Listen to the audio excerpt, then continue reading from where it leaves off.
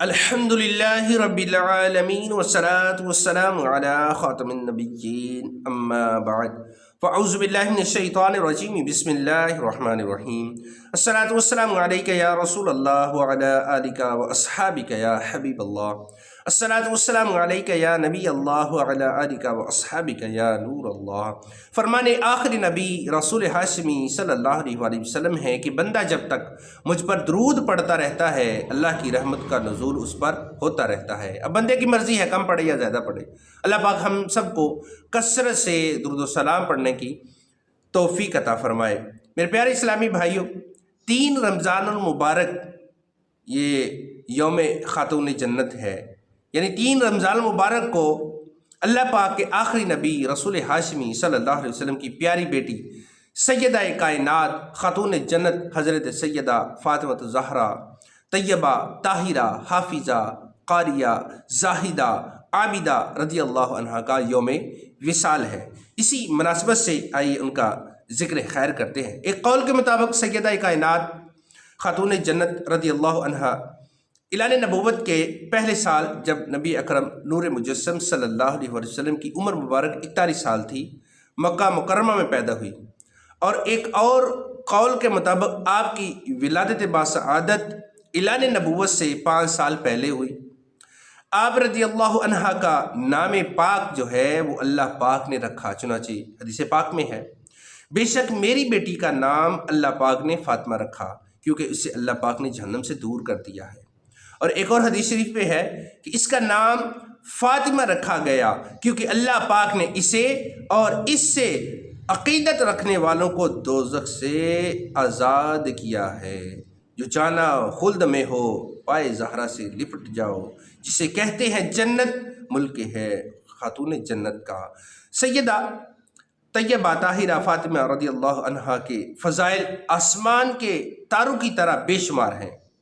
بخاری شریف میں ہے، سرکار عالی وقار کی مدنی تاجدار مکہ مدینے کے سردار صلی اللہ علیہ وآلہ وسلم نے فرمایا، فاطمہ میرے جسم کا ٹکڑا ہے، جو بات اسے بری لگے مجھے بھی بری لگتی ہے، اور جو چیز اسے تکلیف دے مجھے بھی تکلیف دیتی ہے۔ اللہ اللہ۔ 2 سنہ ہجری کو حضرت فاطمہ رضی اللہ عنہا کا نکاح مولا علی شیر خدا کرم اللہ تعالی وجہ الکریم کے ساتھ ہوا، اور اسی سال رخصتی ہوئی۔ آپ رضی اللہ عنہا کے 3 بیٹوں اور 3 بیٹیوں کی ولادت ہوئی۔ آپ رضی اللہ عنہا کے بیٹوں کے نام امام حسن، امام حسین اور محسن رضی اللہ عنہم، اور بیٹیوں کے نام زینب، ام کلثوم، رقیہ رضی اللہ عنہم ہیں۔ سیدہ فاطمہ رضی اللہ عنہا کا وصال ظاہری سرکار علی وقار دو عالم کے مالک و مختار صلی اللہ علیہ وسلم کے وصال ظاہری کے 6 ماہ بعد 3 رمضان المبارک اور 11 ہجری کو ہوا۔ آپ کا مزار پاک جنت البقیع میں ہے۔ اللہ پاک ان پر رحمت ہو اور ان کے صدقے ہماری بے حساب مغفرت ہو۔ ایک ان کے متعلق جو ہے ایک چھوٹی سی حقائق سناتا ہوں۔ حضرت ام ایمن رضی اللہ عنہ فرماتی ہیں کہ ایک مرتبہ سخت گرمی کے دن تھے، تو رمضان مبارک کا مہینہ تھا اور دوپہر کا وقت تھا، تو میں خاتون جنت سیدہ فاطمہ رضی اللہ عنہ کے گھر گئی۔ دروازہ بند تھا، اندر سے چکی چلنے کی آواز آ رہی تھی۔ تو پہلے دور میں دانے پیس کر آٹا بنانے کے لیے پتھر کی چکی ہوتی تھی، اسے ہاتھ سے چلایا جاتا تھا۔ چکی چلنے کی آواز آنے کا مطلب یہ تھا کہ سیدہ خاتون جنت رضی اللہ عنہا گھر میں موجود ہیں اور چکی چلا رہی ہیں، لیکن معاملہ اس کے الٹ تھا۔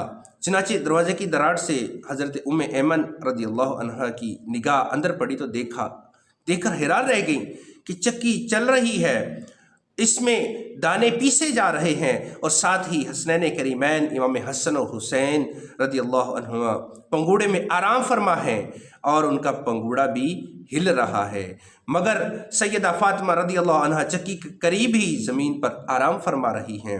حضرت ام ایمن رضی اللہ عنہا فرماتی ہیں، یہ معاملہ دیکھ کر مجھے بہت حیرانی ہوئی کہ چکی خود بخود کیسے چل سکتی ہے، حسنین کریمین رضی اللہ عنہما کا پنگوڑا خود بخود کیسے ہل رہا ہے۔ تو میں اپنے اس تعجب کا حل معلوم کرنے کے لیے غیبوں پر خبردار نبی مکی مدنی صلی اللہ علیہ وسلم کی خدمت بابرکت میں حاضر ہوئی اور بتایا، یا رسول اللہ صلی اللہ علیہ وآلہ وسلم، سیدہ تو آرام فرما ہیں مگر چکی بھی چل رہی ہے، پنگوڑا بھی ہل رہا ہے، آخر یہ معاملہ کیا ہے؟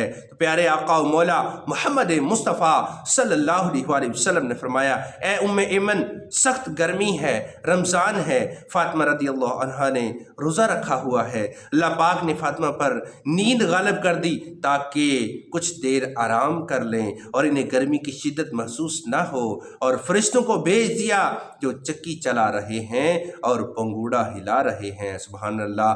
وہ خاتون جنت معصوم حوریں باندیاں جن کی، وہ خاتون جنت معصوم حوریں باندیاں جن کی، ملک جنت سے آ کر پیستے ہیں چکیاں جن کی۔ سبحان اللہ۔